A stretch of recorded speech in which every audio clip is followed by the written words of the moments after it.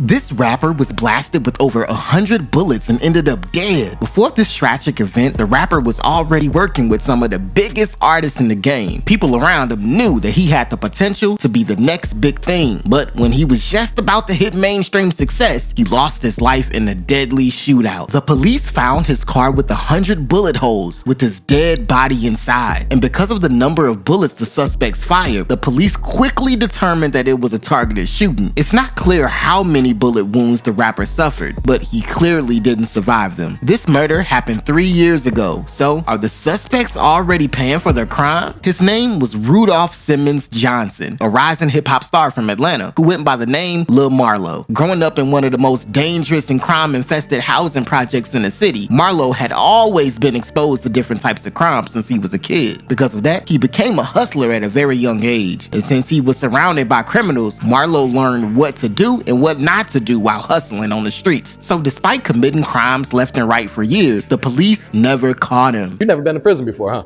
Hell no, I ain't going. For what? I'm a player.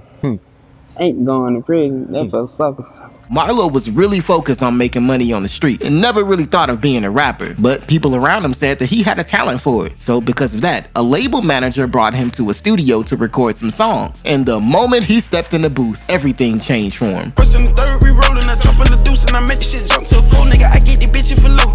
Long little Mexico D come scratch the border. Marlo was making money off of music, and everyone was telling him to put his focus on it. Unfortunately, he loved the streets more, so he came back to hustle again. But when his friend, Lil Baby, started hitting the mainstream, Marlo decided to take his music much more seriously. He dropped an album called First and Third, and it gained millions of streams. The album featured some big names in the industry like Young Thug, Gucci Mane, and Future. The way things were looking, it seemed like Marlo was very close to hitting it big. He was ready to leave his criminal life behind and make a name for himself in the rap world. But one night, a tragedy struck and ended everything. A few months after dropping his album, Marlo was shot and killed in his hometown. When the police arrived at the scene, they found Marlo dead with gunshot wounds all over his body. The cops claimed that Marlo was the victim of a targeted hit, and it looked like the suspects wanted to make sure Marlo wouldn't survive because according to the reports, Marlo's car was hit with over 100 bullets. The worst part is, none of the suspects were caught. But according to a journalist named George Sheedy, Marlo might have been killed in retaliation because as it turns out, one of Marlo's brothers allegedly killed someone and got away with it. There's a possibility that Marlo's death was an act of revenge. However, to this day, the police are uncertain about who the killers are and their actual motives. Marlo's death was mourned by his fans and loved ones. Other rappers said Lil Marlo had so much potential that the world would never get to see anymore.